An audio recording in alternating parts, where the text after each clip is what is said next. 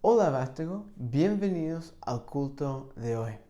Estoy muy contento que ustedes estén participando con nosotros esta mañana y quiero recordarles de nuestra realidad, de nuestro llamado como cristianos, que lo que es de primera importancia para nosotros es ser discípulos de Jesús, pero también hacer discípulos.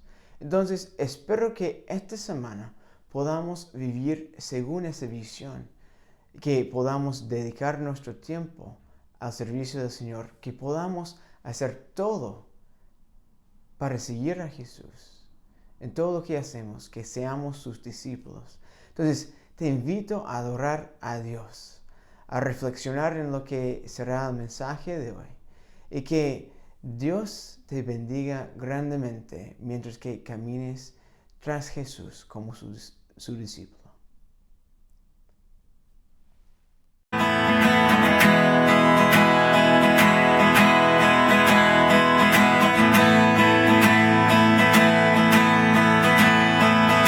Abre mis ojos, oh Cristo.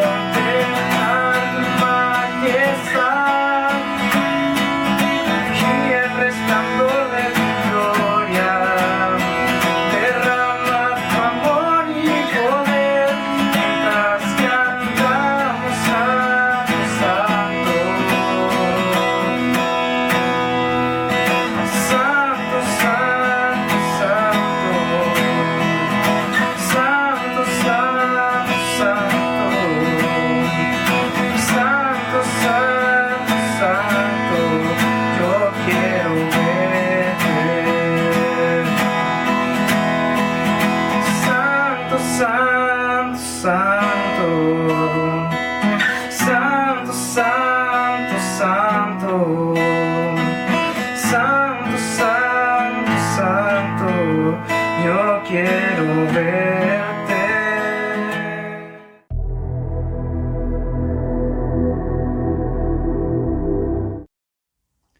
Les saludo a cada uno de ustedes de una manera muy afectuosa y para mí es un honor, es un privilegio el poder estar durante unos minutos compartiendo el mensaje que Dios nos desea decir a cada uno de nosotros.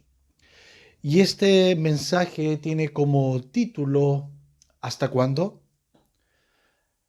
Y para ello me quiero basar en el libro de Habacuc, en el capítulo 1, y quiero leer desde los versículos 2 al 4. Habacuc, un pequeño libro del Antiguo Testamento que tiene 3 capítulos, pero que es un libro bastante interesante como vamos a analizar. Habacuc capítulo 1 y los versículos 2 hasta el 4. Y dice así: ¿Hasta cuándo, Señor, he de pedirte ayuda sin que tú me escuches? ¿Hasta cuándo he de quejarme de la violencia sin que tú nos salves? ¿Por qué me haces presenciar calamidades? ¿Por qué debo contemplar el sufrimiento? Veo ante mis ojos destrucción y violencia. Surgen riñas y abundan las contiendas. Por lo tanto, se entorpece la ley y no se da curso a la justicia. El impío acosa al justo y las sentencias que se dictan son injustas.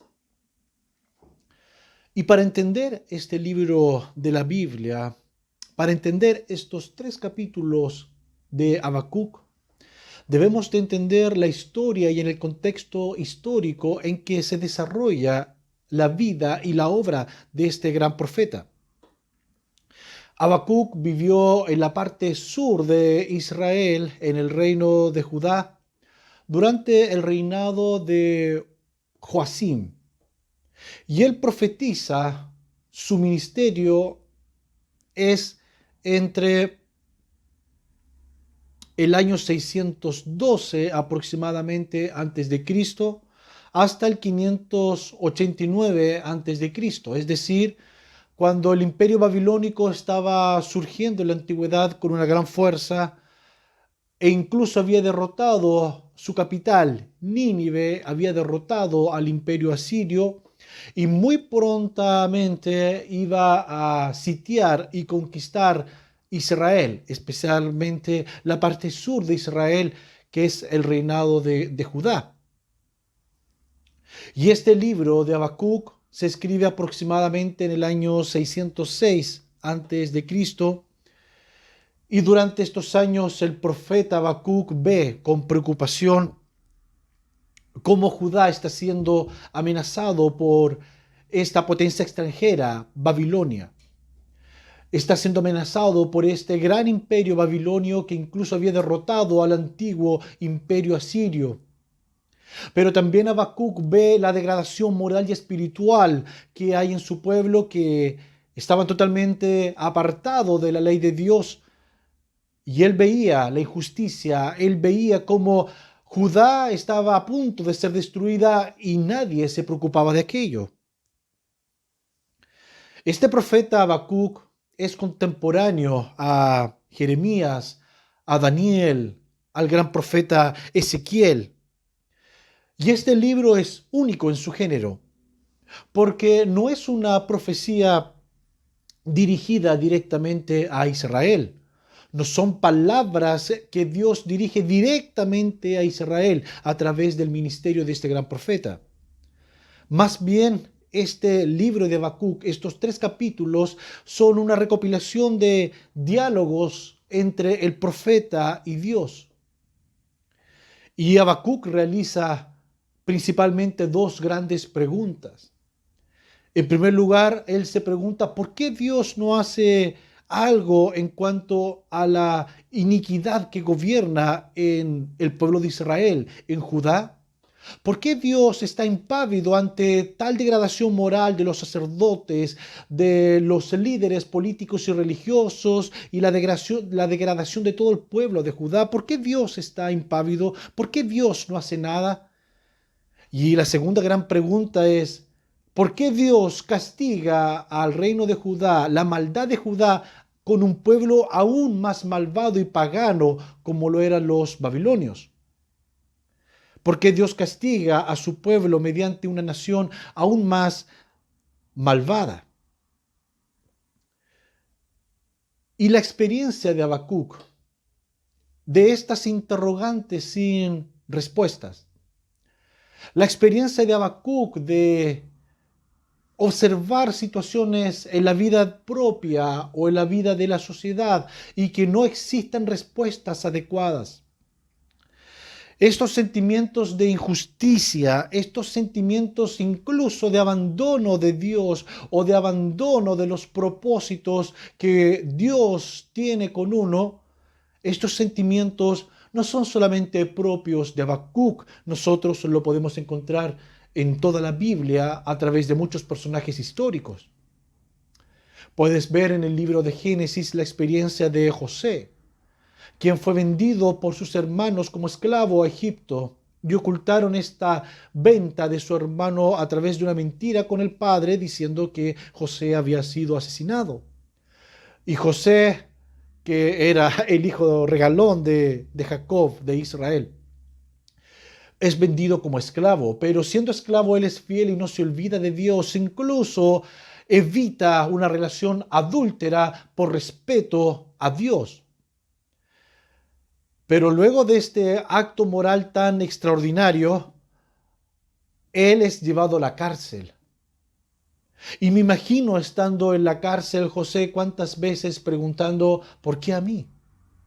Yo he tratado de ser un buen siervo, he tratado de ser un buen hijo. Cuando fui esclavo, traté de ser un buen esclavo. No cometí adulterio con la esposa de mi jefe, Potifar. ¿Y por qué, a pesar de ser fiel a Dios y fiel a los hombres, por qué estoy en esta situación? Estoy en la cárcel. Sin duda, José muchas veces se preguntó aquello estando en la cárcel. ¿Para qué hablamos del caso del rey David? David, quien había sido un hijo fiel a su padre y que fue ungido como rey mientras era adolescente y luego mató a este gigante Goliat, liberó a Israel. Y luego sirve fielmente al rey Saúl, pero vemos cómo el rey Saúl luego tiene envidia de David y lo persigue para matarlo. Y David expone sus sentimientos, sus emociones en el Salmo capítulo 35, entre los versículos 19 al 24. Y David escribe lo siguiente: no dejes que de mí se burlen mis enemigos traicioneros. No dejes que se guiñen el ojo los que me odian sin motivo. Porque no vienen en son de paz, sino que urden mentiras contra la gente apacible del país. De mí se ríen a carcajadas y exclaman, miren en lo que vino a parar. Señor, tú has visto todo esto, no te quedes callado. Señor, no te alejes de mí, despierta. Dios mío, levántate. Hazme justicia, Señor, defiéndeme. Júzgame según tu justicia. Señor, mi Dios, no dejes que se burlen de mí. ¿Cuántas veces nosotros hemos experimentado, al igual que José, al igual que David, al igual que Habacuc, preguntas sin respuestas? ¿Y cuántas veces nos hemos sentido abandonados por Dios o sentimos que nuestro trabajo no da el fruto necesario que debiera tener? Estas experiencias de no entender muchas cosas y ver cómo la vida en cierta medida es injusta con nosotros son experiencias que muchas veces nosotros hemos pasado. Y muchas veces no tienen respuesta. ¿Por qué se tuvo que morir mi hijo? ¿Por qué tuve que perder este trabajo? ¿Por qué tengo esta enfermedad? ¿Y por qué Dios no me sana? Todas estas preguntas muchas veces nosotros las hemos planteado porque la vida cristiana no es una vida de alfombra de rosa. No.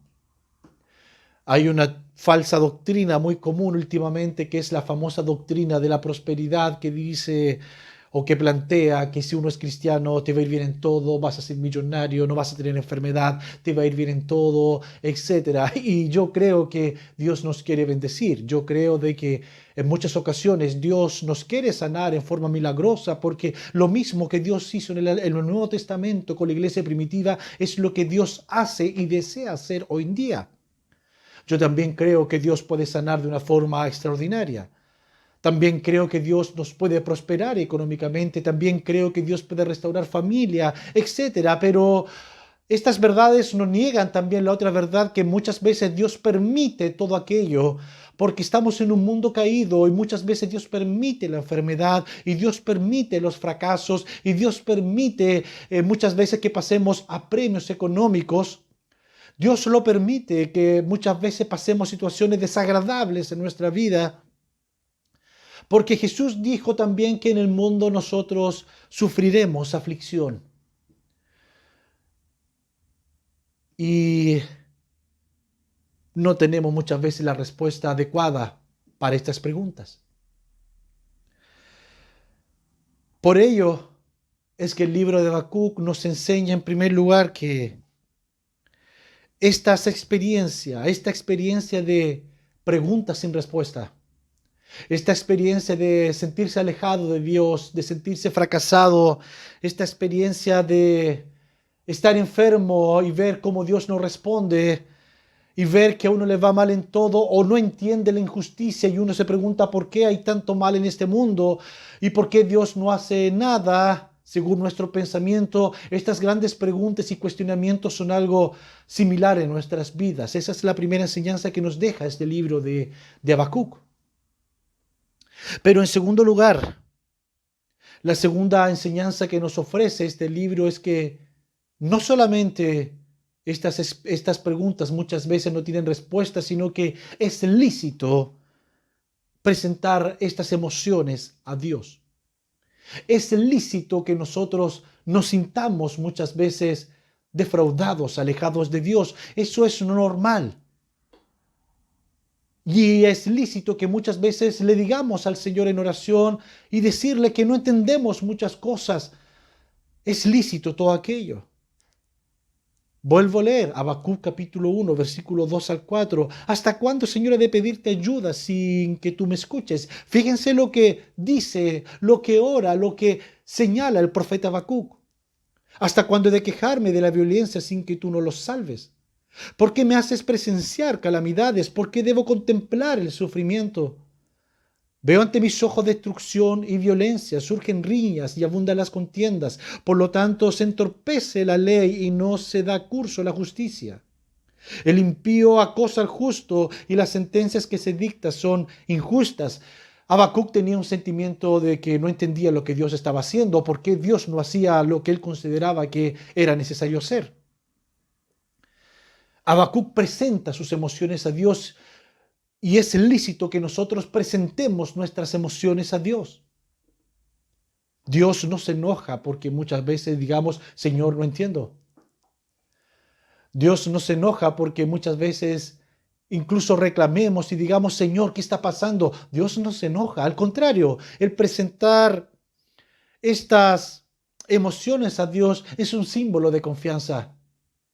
Es un símbolo de que consideramos a Dios nuestro amigo y por lo tanto podemos expresarnos libremente ante Él.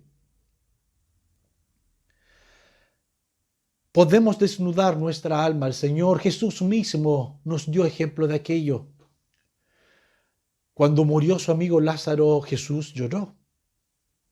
Y cuando Él estaba a punto de ser crucificado, y Él sabía que no solamente la crucifixión era una muerte terrible, sino que además por unos momentos Dios Padre iba a ocultar sus ojos de Él en la cruz del Calvario.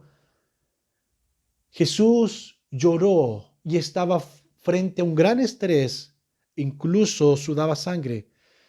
Y Jesús dijo, Padre, sabes, si es por mí, no permitas que beba esta copa. No permitas que pase esto. Jesús es el ejemplo de que uno puede desnudar estas emociones ante Dios. Y es lícito que desnudes estas emociones ante Dios, estos sentimientos que muchas veces tenemos y estos sentimientos de no comprender las cosas, es lícito que lo presentemos ante Dios. Así que en primer lugar el libro de Habacuc nos ayuda a comprender que esta experiencia de muchas veces no entender lo que está pasando o estos sentimientos de injusticia que muchas veces tenemos, los tuvo Habacuc y también muchos personajes bíblicos como José, como David, Abraham, nuestro maestro Jesús, etc. En segundo lugar, el libro de Habacuc nos enseña que podemos presentar nuestras emociones a Dios.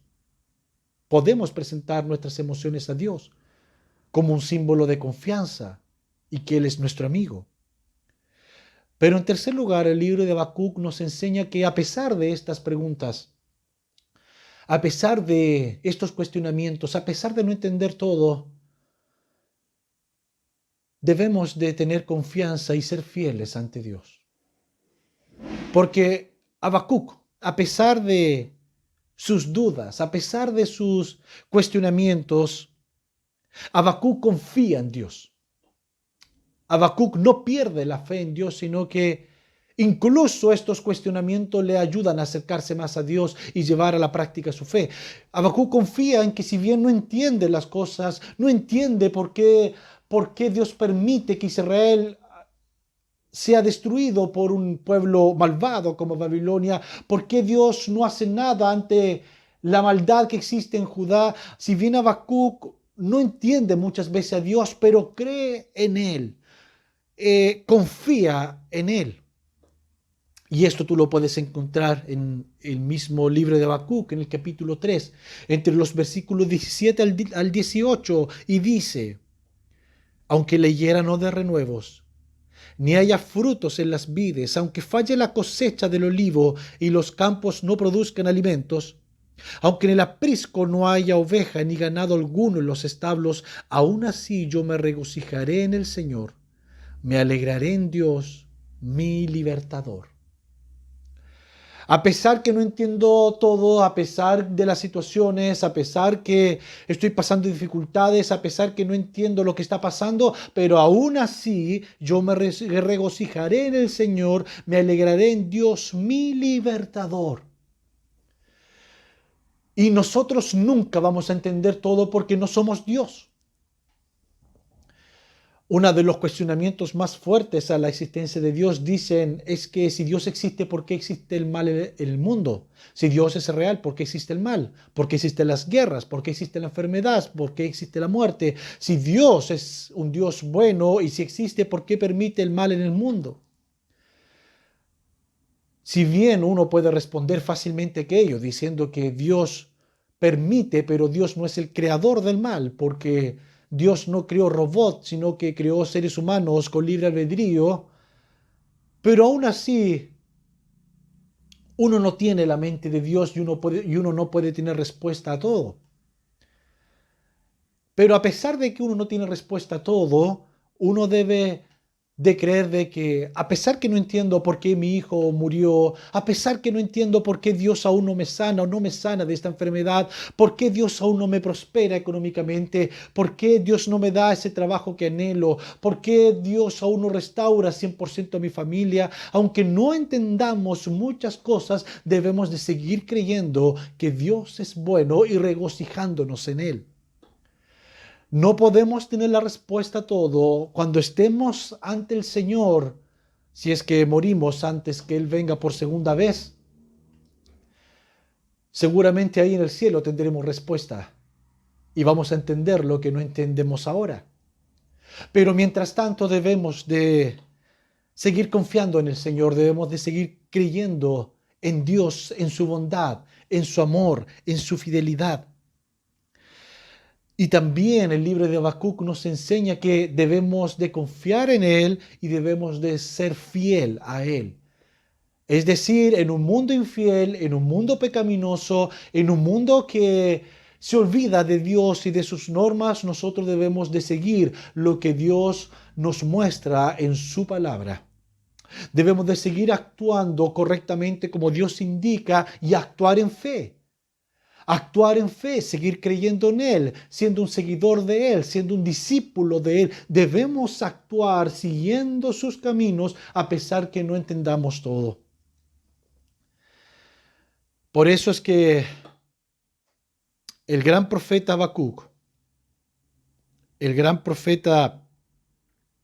Habacuc, también señala que en el capítulo 2 y versículo 4, sucumbirá quien no tiene el alma recta, mas el justo por su confianza vivirá. Lo estoy leyendo en la versión Nueva Biblia de Jerusalén, que en este versículo es más exacto que otras versiones. Vuelvo a repetir, sucumbirá quien no tiene el alma recta, mas el justo por su fidelidad vivirá. No dice solamente por su creencia, así como quien alguien cree en cualquier cosa, no. Aquí dice, mas el justo por su fidelidad vivirá. Y este versículo lo toma el apóstol Pablo luego en el libro de Romanos capítulo 1 versículo 17 y Gálatas capítulo 3 versículo 11. El justo por su fidelidad vivirá. Porque el cristianismo bíblico no es solamente creer en algo, sino que actuar basado en esa creencia, ser fiel hasta la muerte, seguir perseverando hasta la muerte en un mundo caótico, en un mundo donde la maldad reina, seguir siendo fiel. Y si bien no entendemos muchas cosas, debemos de seguir siendo fiel. Debemos de seguir creyendo y actuando en concordancia con lo que Dios nos dice, nos revela en su palabra. En un mundo caído, en un mundo donde vemos que muchas veces hay injusticia, y quizás tú has vivido alguna injusticia, en un mundo en que no tenemos respuesta a todo y en que el sufrimiento es parte de nuestra vida, que la enfermedad muchas veces es parte de nuestra vida, que los problemas económicos muchas veces es parte de nuestra vida, el vivir situaciones traumáticas, dolorosas, muchas veces es parte de nuestra vida. En un mundo así, debemos de seguir creyendo, confiando que Dios es bueno y ser fiel, seguir el camino que este Dios bueno nos dice. Y quiero terminar con lo siguiente. El día de ayer, estoy grabando el día viernes 12 esta predicación.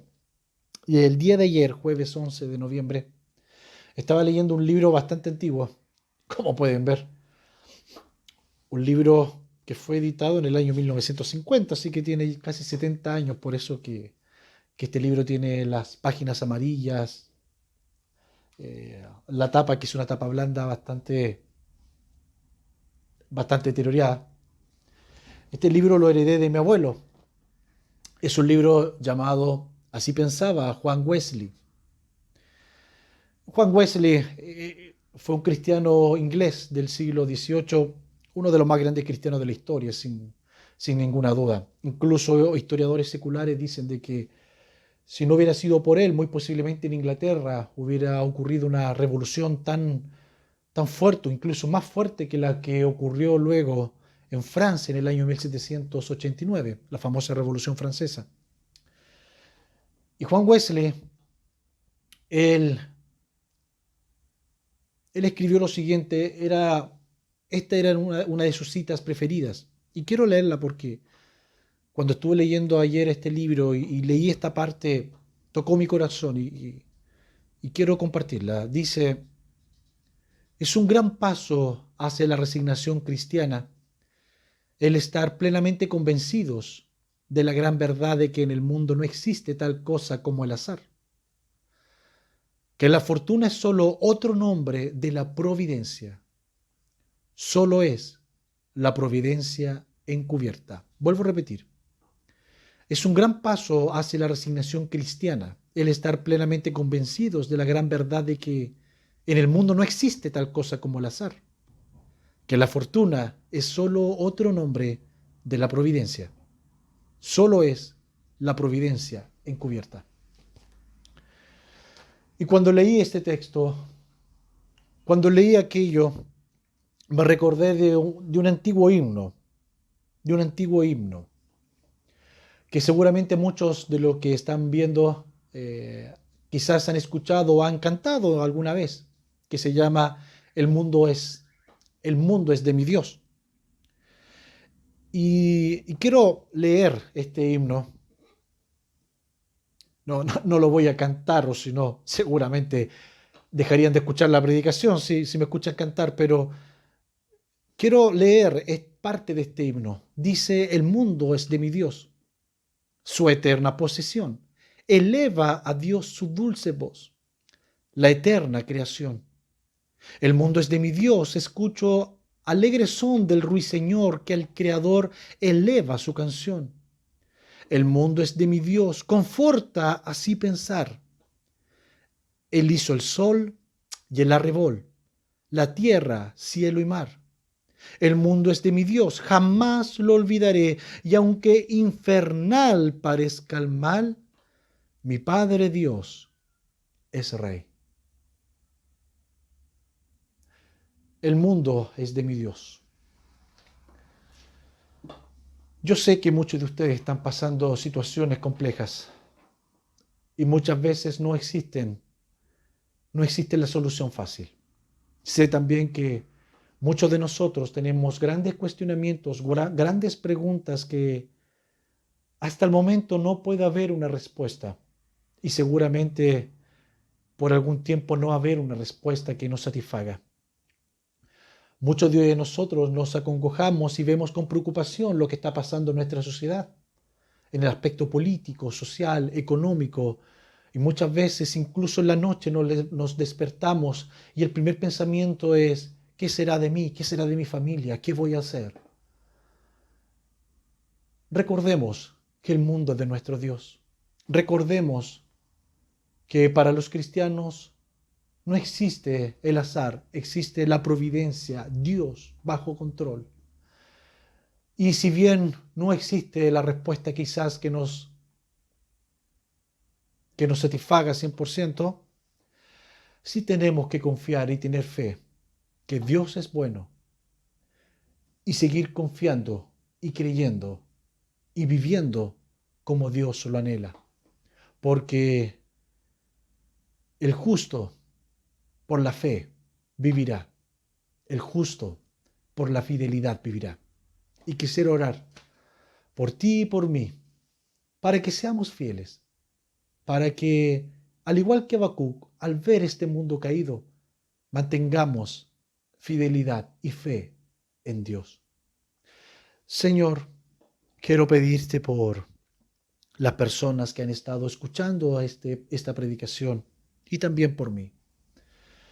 Muchas veces nos sentimos abrumados, nos sentimos perplejos, con dudas por todo lo que vemos a nuestro alrededor y por lo que nos pasa a nosotros mismos. Y quizás no tenemos respuesta, pero queremos pedirte que tú nos ayudes, Señor, a ser fiel a ti, a ser fieles a ti. Ayúdanos a que nuestra confianza no decaiga y que podamos ser fieles a ti. En un mundo donde reina el mal, en un mundo caído, que podamos ser fiel a ti.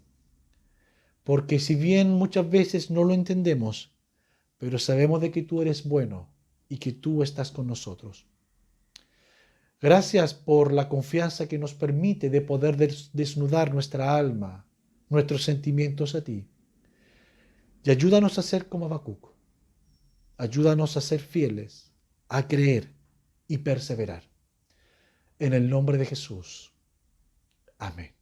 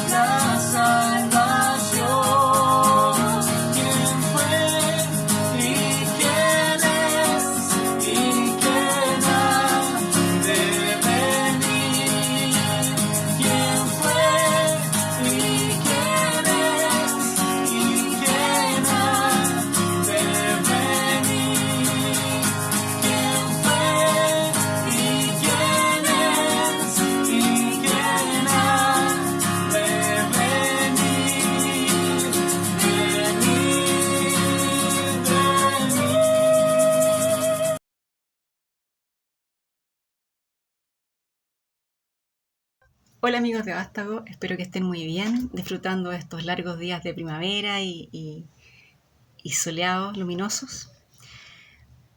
Para el momento de la Santa Cena, quisiera compartir con ustedes una reflexión a partir de una palabra que está en el libro de San Juan, capítulo 6, versículos del 53 al 56, que dice: Jesús les dijo: les aseguro que si ustedes no comen el cuerpo del Hijo del Hombre y beben su sangre, no tendrán vida.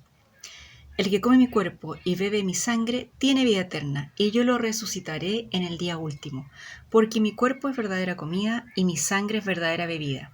El que come mi cuerpo y bebe mi sangre vive unido a mí y yo vivo unido a él. Nosotros cuando compartimos la Santa Cena, o cuando lo hacemos ahora en nuestras casas, con nuestras familias, si es posible también, lo que estamos haciendo es recordar este acto maravilloso de Jesús de morir por nosotros, su sacrificio, ¿cierto? Y al recordarlo y al vivir esto, nos unimos a Él. Ahora, no es solamente el acto físico de comer el pan y beber el vino lo que nos une a Él, sino que efectivamente alimentarnos de Él, alimentar a nuestra alma, nuestro espíritu de Él. Así como la comida, ¿cierto? La comida, la bebida alimentan al cuerpo, nos dan salud, nos ayudan a tener energía, fuerza, a sobrevivir. Con mayor razón, alimentarnos del Señor, de su palabra, de sus enseñanzas, hace que nuestro espíritu esté fortalecido, nuestra alma, todo el ser, incluso el cuerpo físico, estén mejor, porque este es el primer alimento al que tenemos que aspirar, yo creo, para estar unidos al Señor. Es el alimento que viene de Él, porque ese es el alimento que nos va a mantener unidos a Él y nos va a mantener también firmes ante todas las luchas que estamos viviendo hoy día, ante todas las situaciones que a lo mejor vendrán en nuestras vidas, porque todos sabemos que la vida es así, ¿cierto? No es paz siempre y tampoco es tristeza siempre, pero cuando estamos alimentados bien del Señor, bien nutridos espiritualmente, somos capaces de llevar esos momentos más bajos, ¿cierto?, de mejor manera. Y más aún, somos capaces de sacar una enseñanza de esos momentos que después nos servirán para ayudar a otros también a alimentarse del Señor y así estar firmes, para consolar, para apoyar, para ir mejorando también en nuestros propios desafíos. Así que los invito a, aparte del acto de beber el vino y comer el pan, piensen esto esta semana, piensen cuánto me estoy alimentando cuánto estoy alimentando mi ser del Señor. Busquemos formas de acercarnos a Él y de nutrirnos bien espiritualmente. Un gran saludo para todos y que tengan un día domingo muy lindo, muy compartido en familia y también una excelente semana. Chao amigos.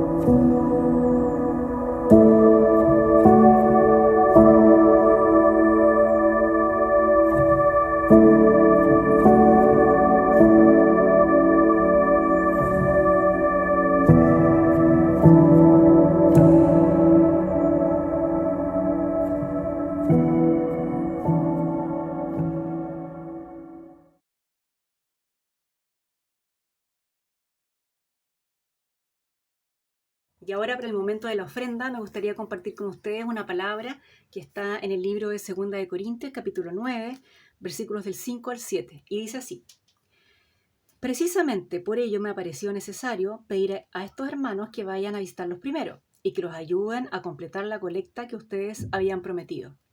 Así, la colecta de ustedes estará dispuesta como una muestra de generosidad y no como una muestra de tacañería.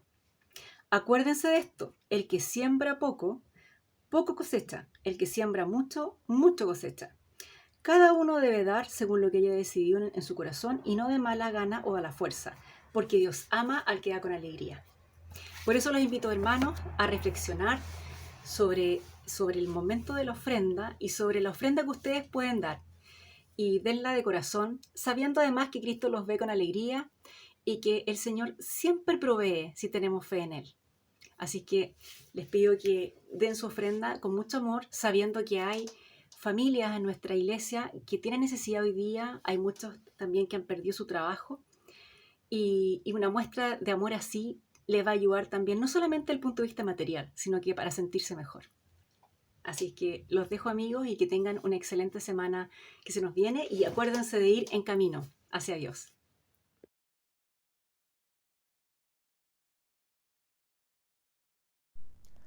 Hola Vástago, muchas gracias por participar con nosotros en el culto hoy. Ha sido un placer tener a cada uno de ustedes acá con nosotros. Espero que este tiempo haya sido de apoyo, de bendición para ti, que hayas aprendido algo acerca de Dios, pero aún más, que esta semana ordenes la vida, ordenes tu semana para que vivas según la voluntad de Dios para ti esta semana. Espero que tomes el desafío de participar en esa práctica, esa disciplina espiritual de examen. Que Dios te bendiga grandemente y que salgamos de acá recordando que somos discípulos de Jesús. Por eso tenemos la iglesia, para ser discípulos y para ser discípulos. Entonces, que salgamos de este momento siendo discípulos y con la convicción de hacer discípulos de Jesús en todo lo que hacemos. Chao amigos y hasta la próxima. Que estén muy bien.